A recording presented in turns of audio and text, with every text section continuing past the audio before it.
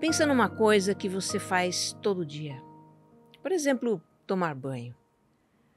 A forma como você tira as roupas, o lugar onde coloca as roupas sujas, o modo como abre o chuveiro e regula a temperatura da água, onde você coloca a toalha que logo vai usar, com que pé você entra no espaço do chuveiro, o jeito como passa sabonete na esponja, a parte do corpo que você lava primeiro, o roteiro todo que você faz para se lavar.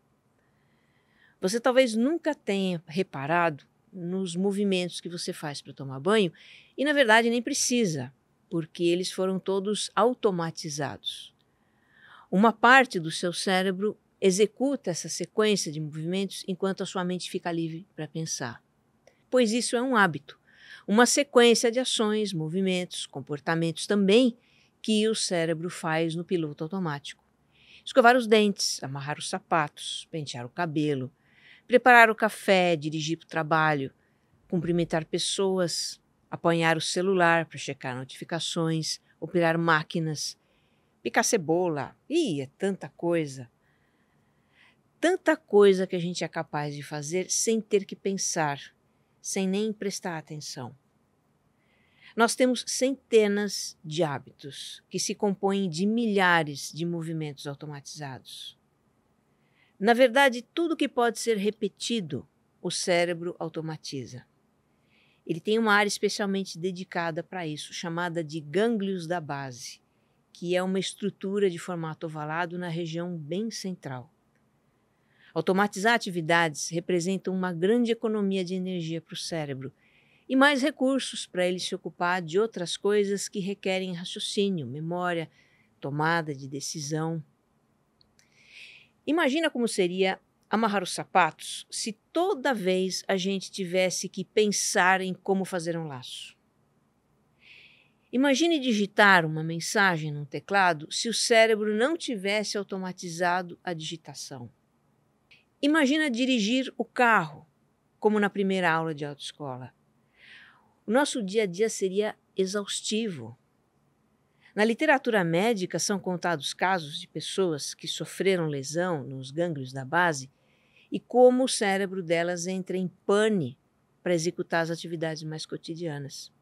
A gente não tem noção de como depende dessa massa de hábitos que se criou para a nossa vida funcionar.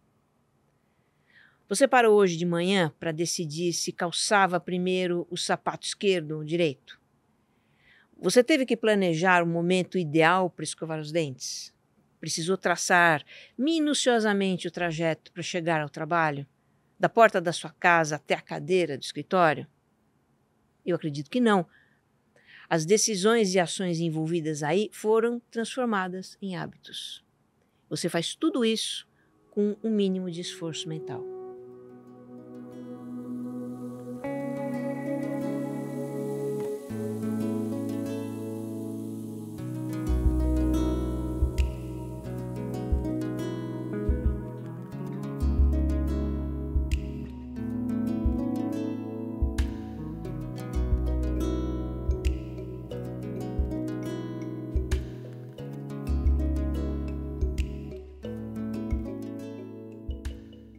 É muito interessante como os hábitos se fixam.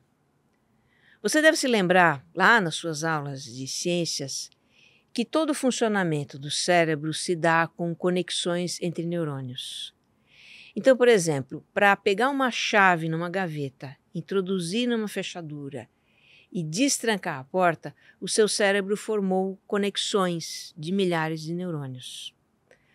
Onde fica guardada a chave? Qual é a chave certa no molho de chaves? Qual é a posição correta para introduzir a chave na fechadura? Que movimento fazer para destrancar a porta e depois abrir a porta girando a maçaneta? Bom, da primeira vez que você fez isso, conexões entre os neurônios são criadas. É como abrir uma trilha na mata. O caminho é novo e o trajeto é lento. Mas quanto mais você repete essa operação, mais essas conexões se consolidam, até o ponto em que elas são como uma estrada asfaltada, em que os impulsos cerebrais trafegam muito rapidamente por um caminho bem definido. Os hábitos são isso, caminhos bem definidos e rápidos que o cérebro utiliza para realizar ações. Dependendo da complexidade do hábito, esses caminhos neurológicos podem demorar mais ou menos tempo para se consolidar, mas quando eles se consolidam, os impulsos nervosos trafegam por lá automaticamente. Você pode imaginar quantos desses caminhos neurológicos existem no nosso cérebro? Agora, preste atenção nesse ponto que é importante. O que faz o cérebro escolher um caminho certo com as ações adequadas para cada caso? O que faz o nosso cérebro pegar a chave para abrir a porta da casa e não um abridor de latas? É uma situação que o Charles Duhigg chama de deixa e que a gente também poderia chamar de dica ou de gatilho. Deixa é uma situação que faz o cérebro acionar um hábito em particular. Então, se a gente está saindo de casa e se dirige para a porta, a situação de se aproximar da porta, de ver a porta fechada, é a deixa para o cérebro executar a rotina de ações para abrir a porta e sair. Então, veja, nós já temos aqui dois componentes de um hábito. A deixa, estímulo que faz o cérebro acionar o hábito, a rotina, que é a sequência de ações que constitui o hábito. E tem ainda um terceiro componente, que é a recompensa. Recompensa é o efeito gerado pela execução da rotina, um efeito benéfico. Se eu tenho o objetivo de sair de casa e as ações de pegar a chave, abrir a porta me permitem isso, tá aí. Realizar o objetivo de sair de casa é a minha recompensa. Novamente, atenção aqui, tá? Que isso é importante. O cérebro só cria um hábito se houver uma recompensa. Isso porque o cérebro é programado a repetir tudo o que é benéfico para nós. Ele, aliás, libera neurotransmissores do bem-estar quando fazemos algo benéfico. Então, se existe algum tipo de recompensa na ação que executamos, o cérebro entende que vale a pena repetir aquela ação muitas vezes e ele automatiza a ação. Então, resuminho até aqui. Um hábito é um loop de 3 fases: deixa, rotina e recompensa. Um loop é um moto contínuo, né? É um ciclo que impulsiona a si próprio. E quanto mais esse loop se repete, deixa, rotina, recompensa, deixa, rotina, recompensa, mais o hábito se fortalece, mais automático ele se torna. Outra informação importante para você gravar. Quando o hábito gera uma recompensa que traz a sensação de bem-estar, de prazer, nesse caso, a deixa e a recompensa se entrelaçam de tal modo que elas passam a gerar antecipação e desejo. Quer dizer, no que o cérebro percebe a deixa, a mente já antecipa a recompensa e anseia pela recompensa.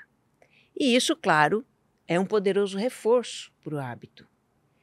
Então, por exemplo, vamos imaginar que no seu local de trabalho, toda tarde, em algum momento aparece uma moça com um carrinho cheio de coisas gostosas, pão de queijo, bolos, salgados, tudo light, é claro. E vamos imaginar que você é cliente habitual desse carrinho. Afinal, no meio da tarde bate aquela fominha, né? Pois quando você escuta o barulho do carrinho vindo pelo corredor, no seu cérebro é como se acendesse uma luzinha. Opa, o carrinho está aí. Esse barulho é a deixa. E você já levanta os olhos e procura pela moça. Faz isso sem pensar, sem nem piscar.